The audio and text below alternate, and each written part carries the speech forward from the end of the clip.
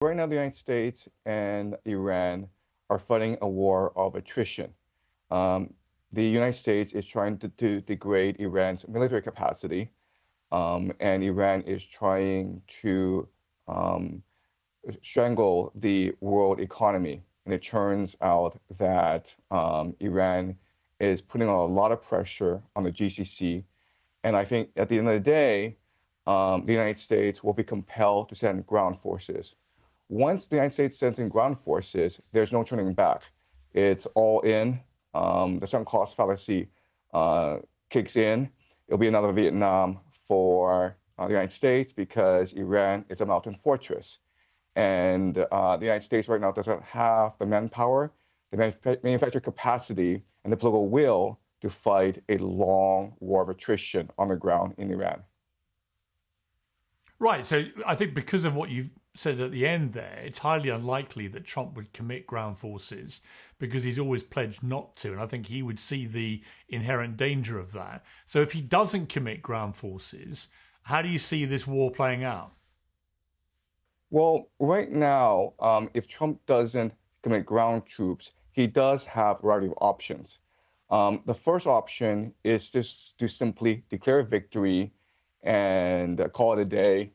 Unfortunately, the problem with that is that US bases are still exposed, the GCC economies are still under pressure, the Strait of Hormuz is still closed, and there are no signs that Iran is interested in peace negotiations. Iran feels as though it has the upper hand because it has the political will and the resources to draw this war out. Now, let's assume that Trump does withdraw from the Middle East. Then what happens is that the GCC nations of Saudi Arabia, Bahrain, Qatar, Kuwait, UAE now are forced to pay a ransom to Iran because they supply the world with their oil through the Strait of Hormuz. 20% of the world's oil flows through the Strait of Hormuz. But in return, they get food. So the GCC nations import anywhere from 80 to 90% of their food from overseas. And so basically the center of gravity shifts from the petrodollar to whatever financial system that Iran wants to focus on. And it could be BRICS, it could be gold, it could be anything. But remember, the problem with that is that the US economy is a Ponzi scheme. It's dependent on the GCC investing in AI, in tech stocks, in startups like Uber in order to finance the US economy. If this financing stopped, then the US economy could face collapse. And this means that these young men could not afford their OnlyFans anymore, and this could lead to a revolution in the streets. So the consequences for America would be dire if America were to retreat from the Middle East. I mean, it seems that the key part of all this sort of economic strangulation, if you like, by Iran is the Strait of Hormuz. We've already seen in the last few hours today that the successor to Ayatollah Khomeini, his son, has come out. Apparently, we haven't seen him or heard from him directly, but there's a statement in which he talks about keeping the Strait of Hormuz closed indefinitely. If that was to happen, what would be the consequences for the global economy, and how soon would we see those consequences? Well, I mean, the consequences would be dire because cheap energy, cheap petroleum products are the very basis of the global modern economy. So it just wouldn't be jet fuel that would be affected. It would also be food because remember, food is produced by fertilizer, which comes from the GCC as well as sulfuric acid, which helps the process of some semiconductor production. So artificial intelligence, food production, global travel are all dependent on products from the GCC. It's only been 2 weeks that the Strait of Hormuz has been closed for almost 2 weeks now, and already we're seeing high oil prices surpassing $100 a barrel. Iran says that they want to move it to $20 a barrel, which signals that they want the Strait of Hormuz closed for months. Now, remember, even if Iran were to open up the Strait of Hormuz, it would take weeks before oil production continues. So I think for the global economy, I think we've reached the point of no return. And in the future, global economies have to commit to a bit of deindustrialization and even mercantilism in order to survive future shocks. So if you go to Southeast Asia, Vietnam and Thailand have already ordered the government workers to work from home in order to save fuel. You've pointed out that the Gulf Cooperation Council monarchies, the GCC, as you've alluded to several times here, are structurally unusual states because they're propped up by oil, desalination. They don't have their own water supply naturally, and American protection. You say correctly, they were built in open desert with no food security, as you said, 80% imported, no water security, the desalination dependency, no geographic defenses, they're flat, exposed terrain, no demographic cohesion. In places like Dubai, for example, 90% of the population are expats, and no independent security architecture reliant on the US, who have bases obviously in many of the states there.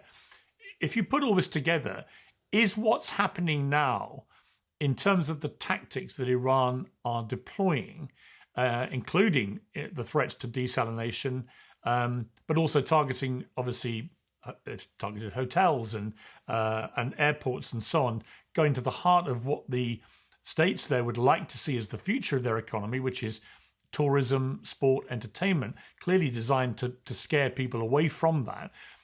Is this now representing an existential threat, do you think, to the business model of the GCC states going forward? Right. So the most vulnerable city and often the most glamorous city in the GCC is Dubai. And for many years, Dubai has been very successful in cultivating an image as the new city of London, as the new Hong Kong of the Middle East. And thousands of these millionaires flock to Dubai for the glamorous lifestyle as well as the tax-free aspect of the city. But the reality is that this was all premised on global peace, on Pax Americana, on the capacity of America to project power all around the world and provide security guarantees to the GCC. Now this aura of inevitability and invincibility of American empire has been shattered. And once an illusion is shattered, there's actually no coming back from this. And that's what people don't really appreciate about this war. This war is not just directed at Israel. This war is not directed just at the GCC and the illusion of American empire. This war is directed at American empire itself. And what people don't appreciate is the eschatological aspects of this war, in that Iran sees a moral duty, a moral imperative from God to destroy the great Satan, which is the American empire. And the base of the American empire, of course, is the global economy.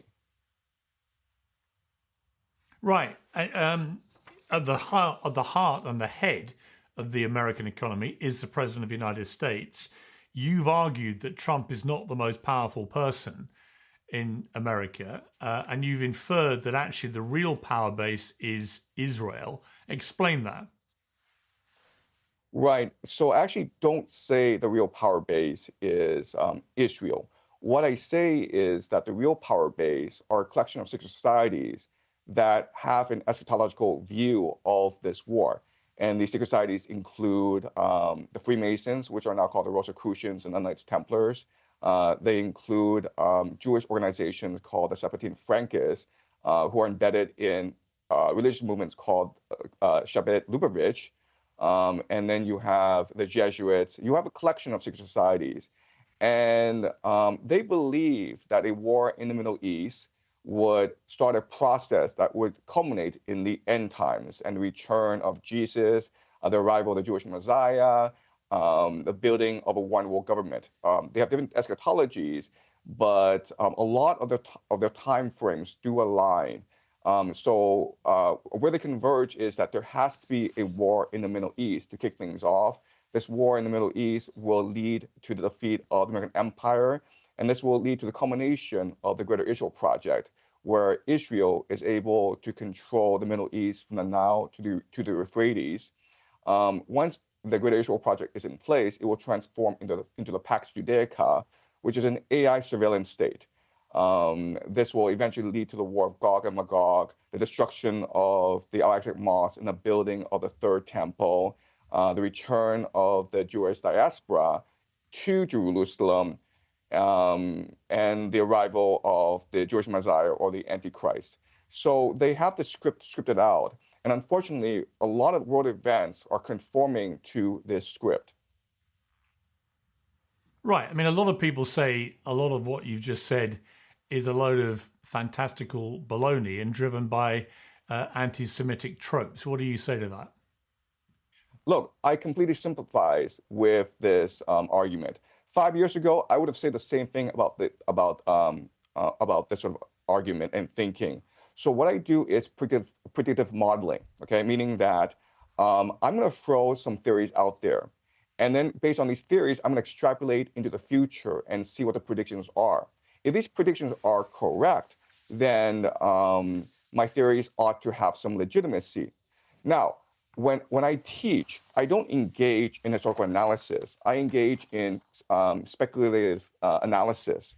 And so in 2024, 2 years ago, I did say that this war in Iran would happen, and I provided a lot of my analysis. And a part of my analysis that's very important is the eschatological analysis, meaning that Christian Zionists control the United States. There's a preacher called John Hagee who runs an organization called Christians United for Israel, which has about 7 million members.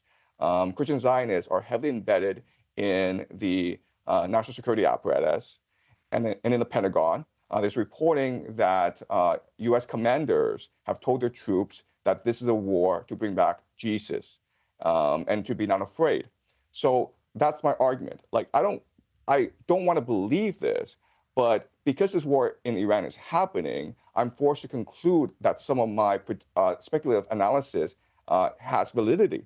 Otherwise, well, I think to be honest, I think the word speculation doesn't quite do it justice. I mean, look, there's no doubt your predictions so far have been proven to be uncannily accurate in relation to Trump winning and then going to war with Iran.